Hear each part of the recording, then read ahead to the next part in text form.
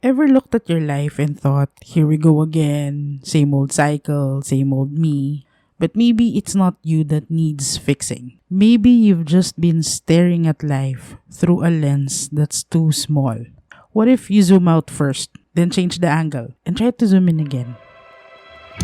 Welcome to your Creative Reset, the podcast that helps you rethink how you live and work as we explore insights from human behavior, creative clarity, and biblical faith. Together, let's overcome self-doubt, find direction, and build a life with purpose and freedom. This is Danix Dumdum, your host. Now close those 16 open tabs because your reset starts now.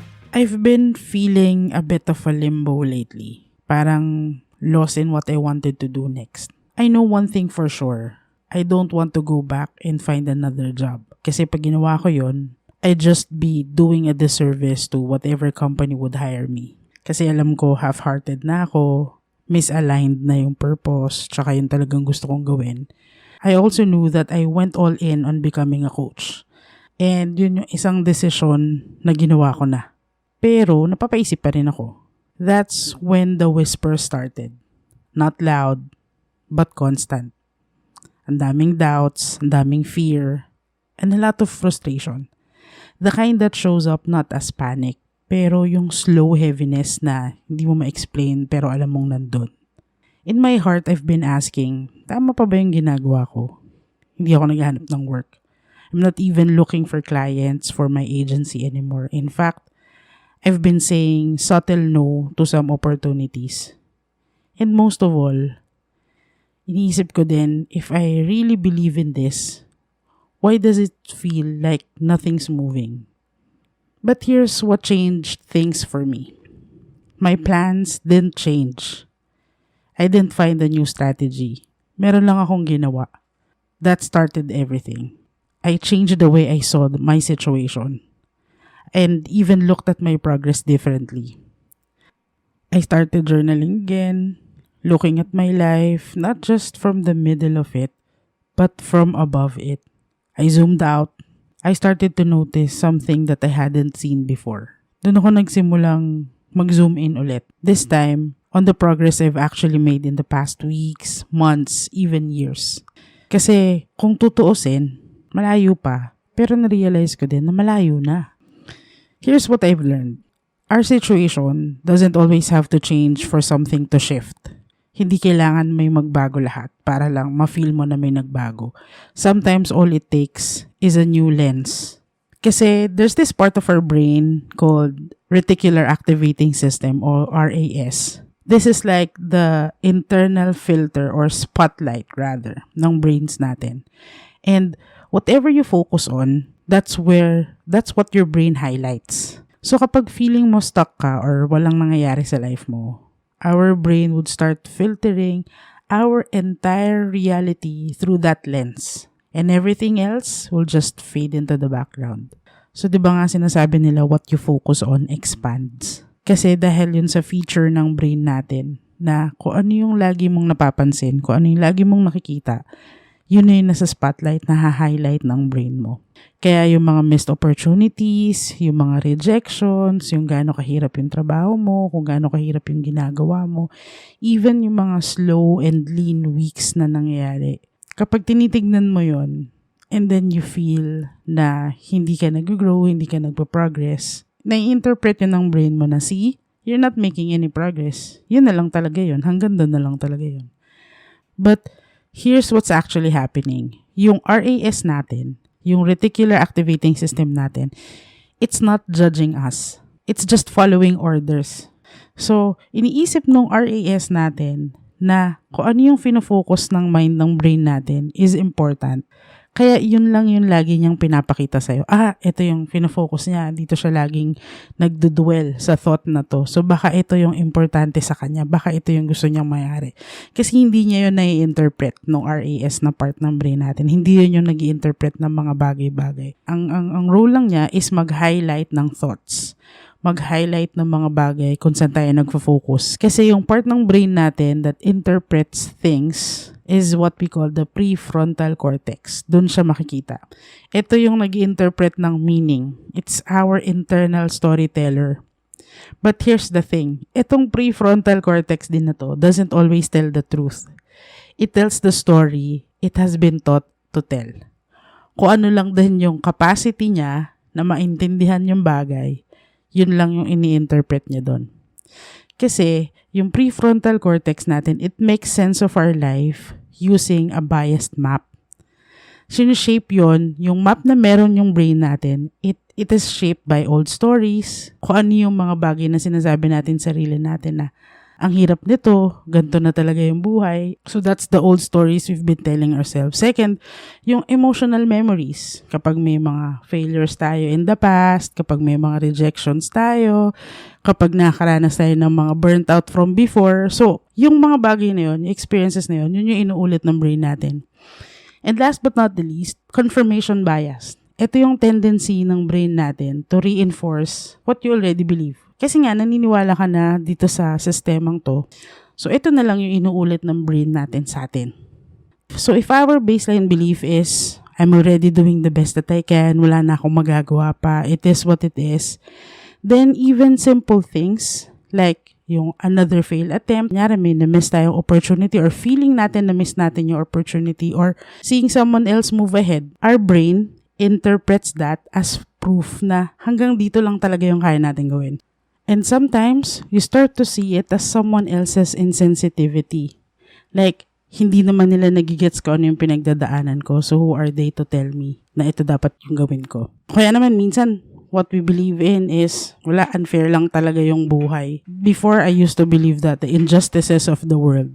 So, kaya laging yun lang yung naha-highlight sa mga experiences ko. Kaya pala ganun yung nakikita natin, hindi talaga insensitive yung mga tao, hindi talaga unfair yung mga tao. Maybe kasi we're using our old lens to interpret the experiences and the things that we see around us. That's why possible that we are evolving or we are changing but we still feel lost. Kahit may growth ka, hindi mo nararamdaman. You're still looking at your life using an old lens. You're growing, pero hindi mo siya nakikita. Kasi nga, yung mata mo is still used to seeing the old you. That's why zooming out matters.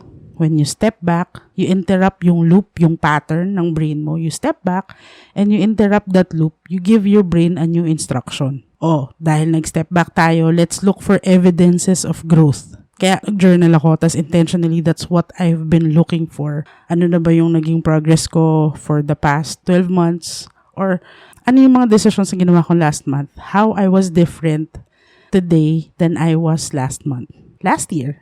So when you look at those patterns, you pay attention to what's actually working. And when you do that, your brain begins to rewire. Thanks to neuroplasticity. Although it's not overnight, pero little by little, mas masasana yung brain mo to look for progress than to look for what's wrong. Mas masasana yung brain mo to look for opportunities and to learn than to check and see what's not helping and focus on the things that you don't like. Diba? You don't just change your thoughts. You change how your brain filters your reality. And when you do that, your brain begins to rewire. Kahit hindi siya overnight, pero little by little, it will change. You don't just change your thoughts, you change how your brain would filter reality. Kaya kung ano yung mga mas iniisip mo, kung saan ka nag-focus, yun yung nakikita mo in reality na nangyayari sa'yo. And that's not quote-unquote the universe making it happen for you. Hindi rin siya about having some magical ability to manifest things. It's not that. It is actually how God, our Creator, actually designed our brain. It has the capability to renew, to rewire, and to realign when you finally see with new eyes. Sometimes, it's not the lack of progress na nafe-feel mo. Madalas, hindi mo lang kasi clearly nakikita yung progress na yon. That's what I realized during this recent season. When I felt stuck, I wasn't actively looking for work, wasn't chasing agency clients anymore, and I didn't have a solid step-by-step plan for revenue. Nung nafe-feel ko yon, internally, I felt like I wasn't growing. Internally, may panic na kasi nothing is happening. And because of that, I was feeling guilty, may anxiety, may mga panic, even numbness. I was hitting my own silent fears as I watched my bank account shrink with no clear backup plan. But then I zoomed out, and instead of looking for failure, I started paying attention to progress. That's when I realized, hindi pala ako stuck. I was in fact making decisions. Different decisions. Wiser decisions. It's no longer choosing from pressure kasi kailangan kong gawin. But it's more of an alignment. Ano ba yung gusto kong mangyari? I've been making different choices but still seeing myself through an old lens of who I used to be. Kaya ako nahirapan. There's a principle that says, the meaning of your experience depends on the frame you put around it. It means how you see something can completely change what it means to you. So kung ang nakikita mo, if your frame is wala namang nangyayaring maganda, then even your growth will feel invisible. But if your frame shifts to, I'm making progress, I've made decisions na hindi ko naman gagawin a year ago, then yung quiet start would even look more of a clarity of progress. On the previous episode, I also shared how time can be different, that it's not linear. So, nung nakita ko na hindi pala siya past defines your present and your present determines your future, nung hindi pala siya ganun, pwede pala siyang pagbalik ta rin, that I can operate from my future, kung ano yung gusto kong mangyari in the future, I operate from that lens, madedefine niya who I am and what I do in the present, so that I can reshape my past. So, time is just my tool. Yung past ko at saka yung future ko, tool lang siya. Hindi talaga siya reality. Kumbaga, if you look at it that way. Because when your perspective shifts, your identity will start to catch up. You will stop feeling lost and you will start moving differently. That's the power of reframing.